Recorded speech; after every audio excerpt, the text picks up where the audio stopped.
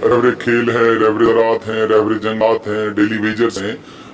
इसे हम बिल्कुल इस इशू को एक्सेप्ट करते हैं। मैं चाहे एलजी एडमिनिस्ट्रेशन है, चीफ सेक्रेटरी है, वहाँ पे इस इशू को उठाया है। बहुत बहुत शुक्रिया आप सभी का ज्वाइन करने के लिए। जहाँ जहाँ सभी आप सभी ज्वाइन कर रहे हो, आप सभी का बहुत बहुत शुक्रिया। तमाम जितने भी जम्मू एंड कश्मीर में डेली वेजर्स आप इस वीडियो को देख रहे हो, आप सभी के लिए जो एक बड़ी खबर सामने निकल कर आ चुकी है। यहाँ पर जो है बीजेपी के एक सीनियर लीडर का इंटरव्यू सामने निकल कर आया है, जिसमें उनसे पूछा गया है कि जितने भी डेली वेजर्स के मसले मसाइल है, रेगुलाइजेशन को लेकर, सैलरी को लेकर, साथ ही साथ मिनिमम वेजेस को लेकर, क्यों इनके जो मसले हैं उनको डिले किया जाता है, क्या वजह रही है कि जो डेली वेजर्स की जो मसले मसाइल है उनको यहाँ पर नहीं सुना जा रहा है। क्या डेली वेजर्स को यहाँ पर इलेक्शन से पहले रेगुलाइज किया जाएगा या इलेक्शन के बाद रेगुलाइज किया जाएगा? आगे से क्या कुछ जवाब मिला है, पूरी डिटेल से आगे आप इस रिपोर्ट में जान लीजिएगा। लेकिन ये सब जानने से पहले जितने भी डेली वेजर्स भाई चैनल पर पहली बार आए हो, तो चैनल को भी आप ज़रूर से सब्सक्राइब कर देना। आपके रिगार्डिंग कोई भी अपडेट आती है आपको जो हमारे यूट्यूब चैनल पर update time to time provide कर दिया जाता है, सो चैनल को सब्सक्राइब करना ना भूले। चलिए पहले एक नज़र आप इस अपडेट पे डालिए, क्या कुछ आप सभी के लिए सामने निकल कर आया है। दिल्ली में भी बार बार विजिट होती, तो मुलाकात होती, चाहे गृह मंत्री हैं, चाहे प्रधानमंत्री हैं, चाहे रक्षा मंत्री, आप उनसे मुलाकात करते हैं। जम्मू की बात करें, एलजी प्रशासन से लगातार बात करते हैं। भाजपा ने जब कमेटियां बनाई, वो डेली वेजर्स की थी, एनआईसी लेवल की, उसमें भी आपका एक अहम रोल रहा था। जब यहाँ पर ने जो है कमेटियां भी बनाई, बातचीत भी बड़े स्तर पर हुई। क्या लगता है ये ब्यूरोक्रेसी की वजह से मसले लटक रहे हैं, या फिर इलेक्शन की वजह से जो है डिले किया जाता है कि चुनाव आएंगे तो कुछ किया जाएगा? भाजपा कैसे थे, क्योंकि ये मुद्दे ऐसे हैं जिनका असर तो आने वाले समय में चुनाव में जरूर देखने को मिले। मेरा ऐसा मानना है कि जब तक सृष्टि है, जब तक धरती है, समस्याएं चलती रहती है। एक समस्या खत्म होगी, दूसरी समस्या चलती है। जितने भी ये कंट्रेक्चुअल हैं, रहबरे खेल है, रहबरे ज़राअत हैं, रहबरे जंगात हैं, डेली वेजर्स हैं, इसे हम बिल्कुल इस इशू को एक्सेप्ट करते हैं। और हमारे प्रदेश अध्यक्ष जी ने बार बार कमिटीज बना के जहाँ पे अप्रोप्रिएट प्लेटफॉर्म है, चाहे एलजी एडमिनिस्ट्रेशन है, चीफ सेक्रेटरी है, वहां पे इस इशू उनकी तरफ से ही काफी बार आश्वासन आया। और मुझे बड़ी खुशी होती है कहने में कि पहली बार 61,000 डेली वेजर्स को नियमित किया गया। मतलब उनकी सैलरी को कहीं न कहीं रेगुलराइज कर दिया सैलरी को। अन्यथा यहाँ पे जितने भी डेली वेजर्स थे, कंट्रेक्चुअल थे, किसी सरप्लस अकाउंट में उनकी सैलरी होती थी।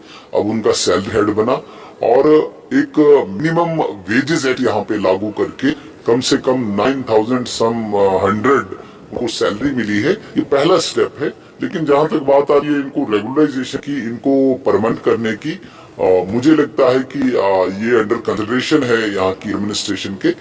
चूंकि ये प्योरली टेक्निकली एक ऐसा इशू है जिसको बिल्कुल प्रशासनिक माना जाएगा, ये कोई राजनीतिक इशू नहीं है।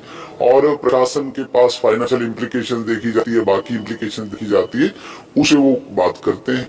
और जब भी उन्हें उचित लगेगा वो इस पे डिसीजन लेंगे। हाँ, इसका दूसरा पहलू है, भारतीय जनता पार्टी कमिटेड है कि ऐसे जितने भी डिप्राइव्ड लोग हैं इनका कम से कम उत्थान हो, इनका कम से कम जो जेन्युइन डिमांड्स है इनकी पूरी हो। लेकिन इस वक्त हमारे हाथ में प्रत्यक्ष रूप से डायरेक्टली कोई अथॉरिटी नहीं है। इस हम इंतजार कर रहे हैं भारतीय जनता पार्टी की सरकार बनेगी और ऐसे तमाम इन लोगों को जो भी इंतजार में है कम से कम इनका साला हो पाए। जिस तरीके से मैंने कहा कि प्रेसिडेंसी होती है, तमाम लोग वो चीजें देखते हैं। सरकार की अगर बात करें, एडमिनिस्ट्रेशन की बात करें, अगर भाजपा सरकार बनाती है तो अध्यक्ष कह रहे हैं कि हम पहले कैबिनेट मीटिंग में अपॉइंटमेंट कर देंगे। यानी कि बिल पावर भाजपा के पास है, एडमिनिस्ट्रेशन जी के पास नहीं है, ऐसा समझे, फिर जनता ऐसा समझ ले। देखिए, कोई भी सरकार आती है उसको बहुत सोच समझ के कोई स्टेप उठाना पड़ता है। यहाँ से डायरेक्ट कहना कि भाई एकदम जाके मैं कर दूंगा, मुझे नहीं लगता कि इतना जल्दी हो पाएगा। लेकिन विल पावर अगर सरकार की हो तो सब कुछ हो सकता है। हम ये नहीं कहेंगे कि भाई एलजी एडमिनिस्ट्रेशन की विल पावर नहीं है। मैं ये कहता हूँ कि थोड़ा समय लग सकता है और इसका क्या शेप होगा, इसका क्या प्रारूप होगा, किस प्रकार से, क्या फेज्ड मैनर में करना है, क्या इनको कोई फिक्स ऑन रेडियम करके, रेगुलर न करके, या कोई इस कार का दूसरा स्वरूप दिया जाए। तो वो स्वरूप की बात हो सकती है, लेकिन will power Bharatiya Janata party के अध्यक्ष के साथ साथ पूरी पार्टी की स्ट्रांग है। और एलजी एडमिनिस्ट्रेशन भी कहीं पीछे नहीं है। आपने देखा होगा बहुत सारे डिसीजंस यहाँ पे ऐसे लिए गए जिसमें प्रशासन की इच्छा शक्ति बल देखी गई। और मुझे पूरी उम्मीद है, क्योंकि ये बड़ा डिसीजन, छोटा डिसीजन नहीं है सर, इसमें थोड़ा समय लगता है, हमें इंतजार करना चाहिए किस शेप में ये डिसीजन आता है, उसका हमें इंतजार। युवाओं को लेकर एक सवाल है आपका, क्योंकि लगातार भी कोई मुद्दा रहा युवाओं के रिक्रूटमेंट को लेकर, तो आपने बढ़ चढ़कर हिस्सा लिया। एलजी साहब के पास वो तमाम इशू जो पास रहे हैं उसमें आपने भी एक अहम रोल प्ले किया है। तो कैसे देखते हैं कि युवा जो है इस समय परेशान है?